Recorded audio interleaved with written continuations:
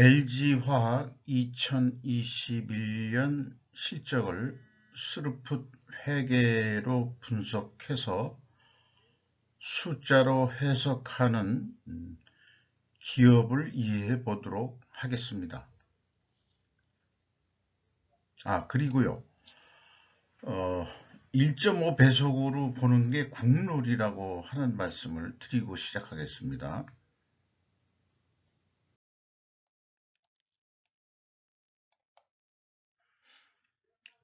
시가는 52만 6천 원으로서 2020년 말보다 무려 29만 8천 원이 내려갔습니다.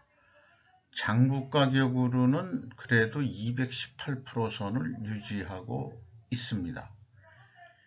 2020년 12월 1일자로 회사의 전지사업 부분이 물적 분할을 통해 분할 신설 회사인 주식회사 LG솔루션으로 분할했다 하는 얘기입니다. 따라서 거의 2021년 초나 마찬가지니까 그 매출 실적 비교에도 좀 크게 영향은 없을 것으로 그렇게 봅니다. 5% 이상 주주는 LG가 33.34%고요. 국민연금공단이 6.8% 들어와 있는데 외국인이 거의 50% 지분을 차지하고 있습니다. 최대 주주가 사실상 외국 자본이다 이렇게 볼 수 있는 상황으로 해석이 되네요.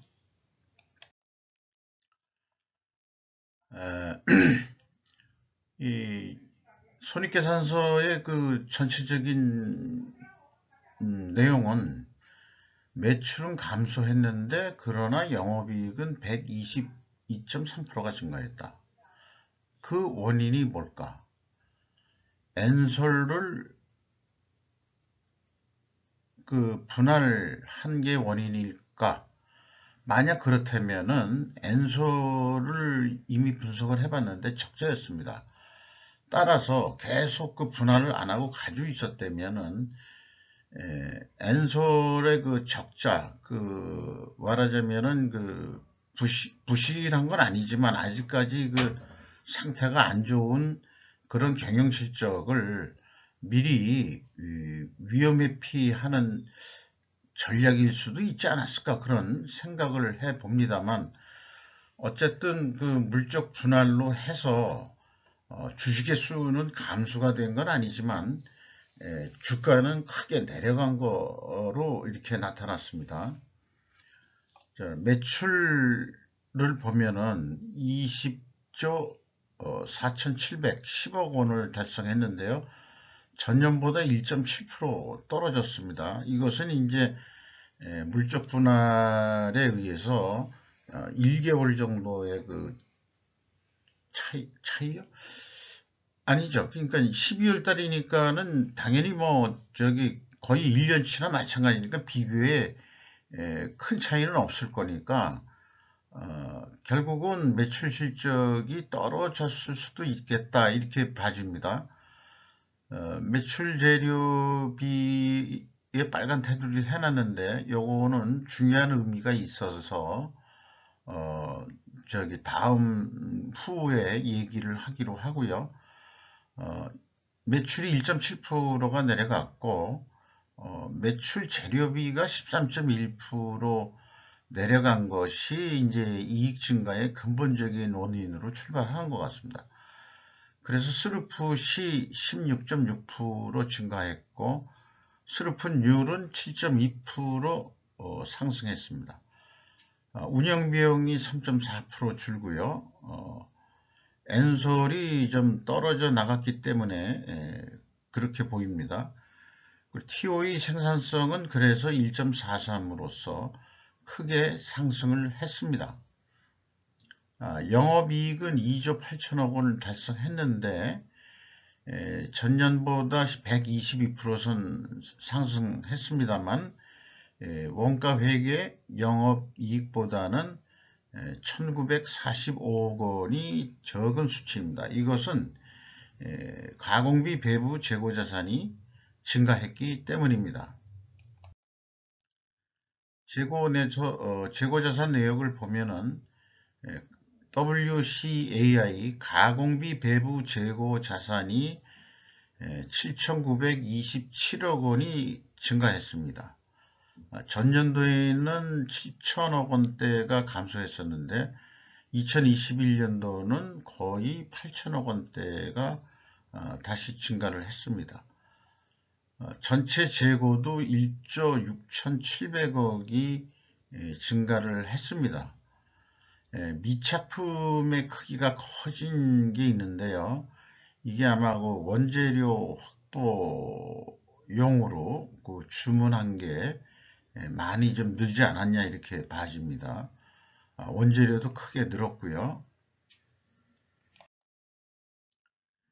비용의 성격적 분류에서 ABC 기재하는 방식은 표준적인 방식을 채택하고 있습니다. 원재료의 사용이 0.4% 증가한 거로 되지만 이 재고자산의 변동 영향에 의해서 매출원가 재료비는 15.7%가 내려갔습니다. 운영비용은 3.4% 줄고요. 전반적으로 그 원가 회계에서 얘기하는 개념인 원가가 내려갔다. 이렇게 이제 보이는 수치들입니다. 가공 비율이 25%로 증가했는데 이것은 어떤 조립산업이 아니고 장치산업으로서 공정을 통해서 제품이 나오는 거기 때문에 특별히 뭐 공정이 더 복잡해졌다 그런 뜻은 아닌 거로 당연히 인식이 되고요. 따라서 상대적으로 그 재료비가 떨어졌다 이렇게 인식이 됩니다. PQ 총 제조 비용의 차이가 있는데 이것은 다음 장에서 말씀드리도록 하겠습니다. 말씀드리기 전에 주요 비용부터 먼저 말씀을 드리면은 인건비가 그 19.5% 감소했습니다. 이게 아무래도 분할 때문에 발생한 거고요. 직원 수도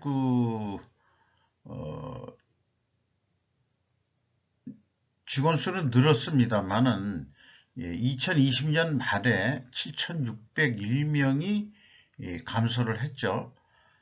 평균 임금을 보면은 2019년에 9,500만 원대였는데 2020년에 무려 1억 6,800명으로 산출이 됩니다.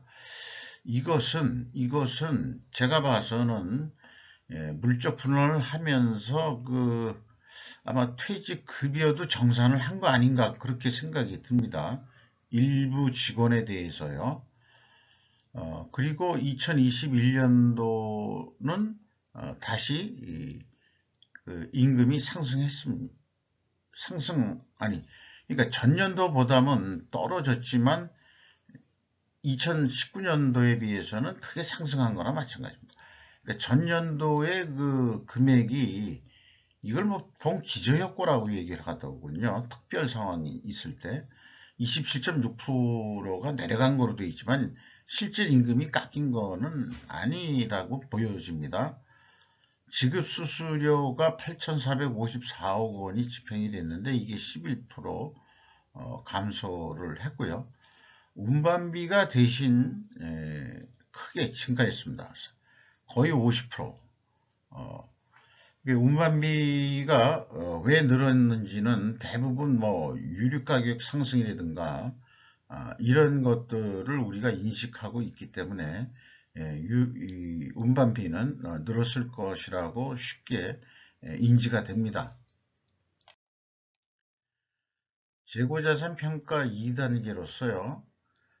WCAI는 스카이홀딩스가 기준을 잡고 있는 건데 제 개인적인 기준이 아니고 국내 모범 기업들의 그 표준을 제시하는 거고요.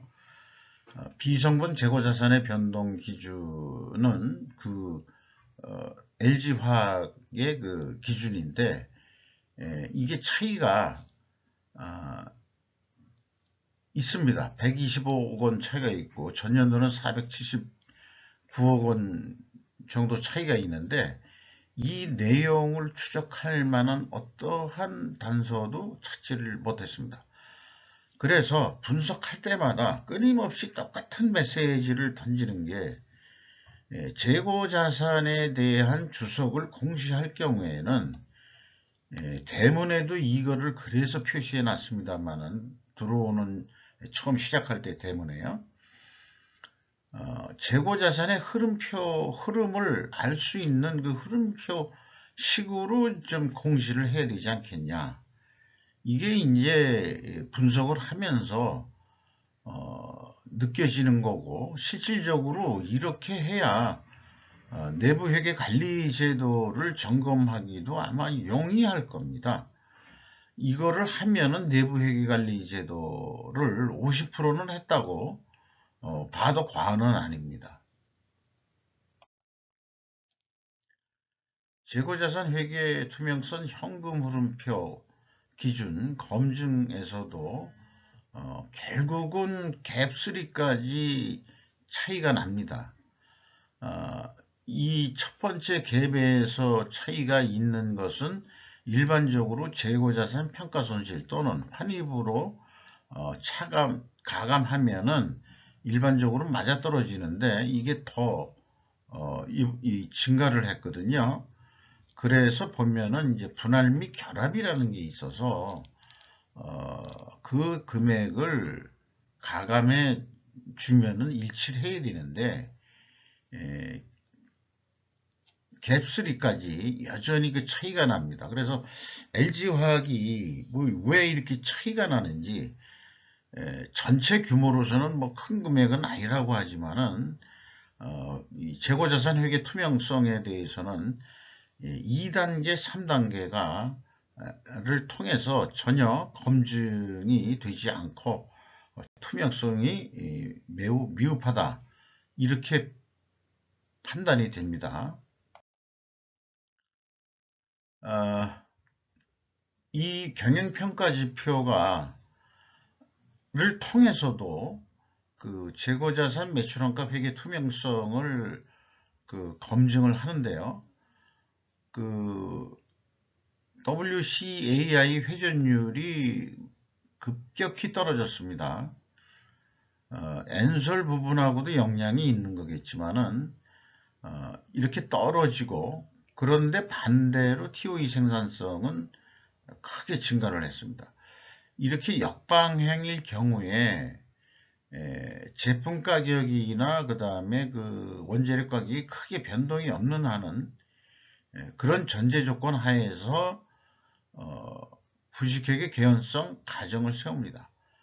그러니까 회사가 이를 반증하려고 그러면은 원재료 가격 급상승이나 판매 가격 급상승이야 이것을 반증할 수 있겠습니다.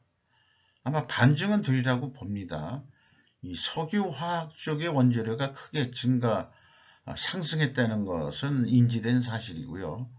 판매 가격도 일반적으로 상승했을 거다, 이렇게 지금 추정이 됩니다.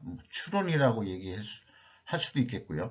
그거를 그 뒤에 데이터를 통해서 확인해 보는 것으로 해보죠. 임팩트는 미래가치라고 만들어 놓은 그 지표인데요. 이게 46% 하락했습니다. 그 총자산 회전율도 좀 크게 떨어졌습니다. 매수채권에 대한 수금 속도도 떨어지고, 대신 매입 채무 회전율, 즉 지급 속도는 좀 빨라졌습니다. 제품 가격을 보면은 다들 크게 증가한 거로 이렇게 돼 있습니다. 가격이 뭐 매우 많이 뛰었죠. 그런데 이제 주석 그 내용을 보면은 실거래 가격이 아닌 것 같고 국제 가격 평균을 가져왔다 이렇게 소개를 하고 있습니다. 그러니까 실제 LG화학의 거래 가격은 아닌 거로 보입니다. 물론 이제 그 국제 가격 범위 내에서 움직이겠죠. 그 가격이. 그리고 원재료 가격 추이를 보면은 크게 그 증가한 거로 되어 있습니다.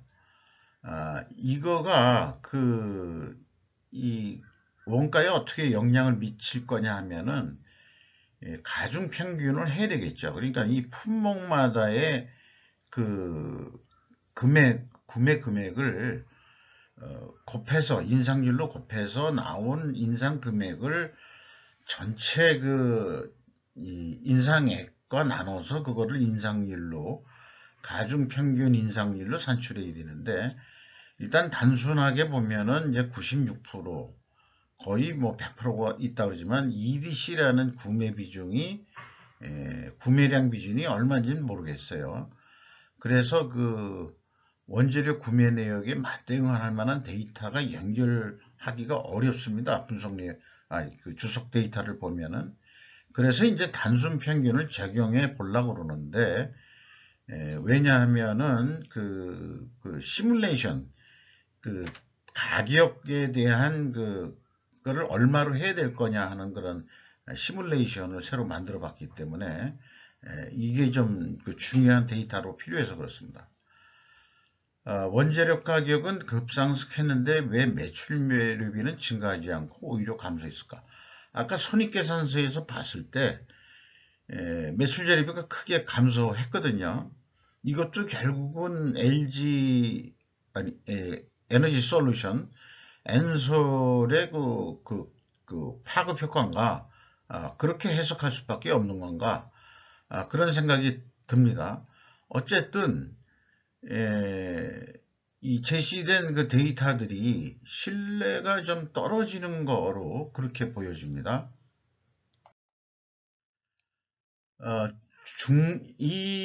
그 판매 가격을 산정하는 그런 용도를 위해서 개발된 건데요.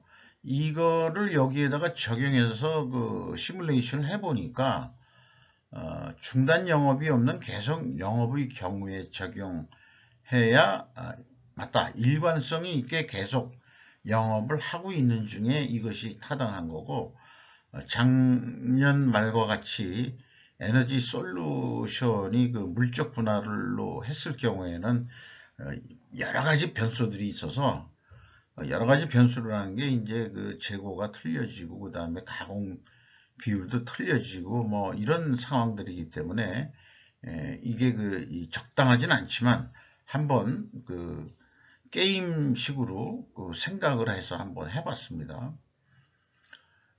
아까 그 원재료 인상률이 90% 가까이 인상이 됐는데 반으로 뚝 잘라서 45%가 원재료가 인상이 됐다면 2020년 실적은 수르풋율이 38%가 나왔는데 목표를 만약 가져간다고 그러면은 좋다. 2020년도 비율만 수르풋율 나오는 거로 했는데 원재료비가 이렇게 증가했으니 판매 가격을 얼마로 하면 되겠느냐. 이거 이제 전체 매출액으로 금액으로 그 시뮬레이션 게임을 하는 겁니다만은 단가로 인식을 해도 괜찮겠습니다. 그러면은 이 수르풋율이 계속 38%가 나오려고 그러면은 29조, 거의 30조 원. 그러니까 20조 원을 했었으니까 거의 10조 원 가량을 더 매출을 해야 된다. 이런 결과가 나오거든요. 그래서 이 제품 단가를 44%로 올려야 된다. 근데 아까 국제 가격들은 뭐 더 오르는 거로 돼 있죠. 그런데 실제 이 실적을 보면은 그냥 이 금액이 줄었습니다. 그리고 매출 재료비도 줄고요. 그런데 이제 그래서 스르풋은 오히려 2000년보다도 2020년보다도 더 1조 3천억 정도가 더 증가해 버린 거죠. 그래서 스르풋율은 46%가 오히려 그 증가해서 에너지 솔루션을 덜어낸 그것이 LG 화학으로서는 오히려 크게 이익이 났다. 이렇게 됩니다. 따라서 에너지 솔루션이 그 상장이 되면서 주가가 뭐 대박을 친 거로는 돼 있지만은 아직까지 그 미래는 불투명하다. 엔솔은 이렇게 비교가 되는 것 같습니다. 시프렌에 대해서는 설명을 생략하도록 하겠습니다. 현금 재무제표로요. 1조 8천억 가량을 그 자본적 지출로 투자를 했습니다. 전년도는 뭐 더 큰 2조 2천억이고요. 그 다음에 그 중소기업 및 관계기업 비율은 그 기업 분할 때문에 이 감소가 된 거로 나타나고요. 그리고 EAT 현금 순이익이 있는데 여기에는 비현금 조정액을 LG 화학 분석할 때는 반영을 안 했습니다. 왜냐하면은 모든 금액을 그 문자 속성으로 여기만이 아니고 다른 데이터도 재고 내역도 그랬고 하지만은 문자 속성으로 해서 이 데이터를 재가공할 수가 없습니다. 그래서 일일이 입력을 한 상황입니다. 그래서 매우 짜증이 나는데요. 이런 기업은 왜 그렇게 그 숫자 속성을 문자 속성화해서 그 공시를 하는지 저는 그 심리를 도저히 이해를 못 하겠어요. 그러니까 왜 이 정보 이용자들이 쉽게 접근하지 못하게 하는지 공개 기업이면서 정말 이런 거 하나가 아주 그 기업에 대한 신뢰도를 매우 떨어뜨리게 합니다. 어쨌거나 뭐 어떤 분은 문자 속성을 숫자 속성으로 전환하는 그런 매크로 기능도 한번 언뜻 알려주신 분이 있는데 해봤어요. 해봤는데 안 됐습니다. 뭔가 이게 공시 시스템에 올릴 때 무슨 에란지 의도적으로 했는지 비의도적으로 했는지 모르지만 말이 길어졌습니다만 자관 분석을 하면서 왕짜증이 났다 하는 말씀은 드리고 싶은 거죠. 그럼에도 불구하고 반영을 안 했음에도 불구하고 2조 6천억이나 났다. 그게 이제 현금 수익률 산출로는 10.3%다. 이게 아마 더 났을 겁니다. 대부분 왜 그러냐 그러면은 비현금 조정액이라는 게 특히 그 현금이 안 나간 비용의 대표적인 게 감가상각비죠. 그런 걸 비용을 떨어서 이 당기순이익은 얼마 안 났다. 여기서부터 이제 비현금 조정액이 더해지고 이자 부분 뭐 이런 게 더해져서 실제 현금 순이익이 얼마냐 이걸 따지는 거거든요. 그러니까 최악 감가상각비가 매우 그 재정원가에 크게 영향을 미치는데 그 금액까지 하면은 뭐 거의 뭐 3조 원 훨씬 넘을 거고요. 거의 뭐 한 3조 5천억 원 정도 이상으로 될 수도 있을 겁니다. FC 채권자 잉여 현금 흐름은 3조 5천억 원을 추가로 이 기업에 차입해 준 거로 대출해 준 거로 이렇게 됩니다. 레버리지는 그래서 17.2%에서 27.6%로 10% 급격히 상승을 했고요. 주주잉여 현금 흐름은 별도로 말씀드리지 않겠습니다. 이게 플러스로 되어 있는 건 돈을 가져간 거고 마이너스는 추가로 그 회사의 자본을 더 내놓은 거고 이렇게 이해하시면 되겠습니다. 그 다음에 그 FEM 최종 2조 5,646억 원의 현금이 유출이 됐습니다. 이것은 이제 그 캐펙스 투자에도 들어갔을 거고요. 다른 재고자산이 크게 증가했는데 재고자산 등등의 그 자금이 들어갔다 이렇게 보면 될 것 같습니다. 현금 버퍼율은 6.1%로 매우 낮은 수준으로 가져가고 있습니다. 이익 잉여금은 500%로 증가했습니다. 누적 자본 성장률은 6배로 성장을 했습니다. 이상 LG화학에 대한 2021년도 실적을 스루프 퇴계로 분석을 해서 소개했습니다. 감사합니다.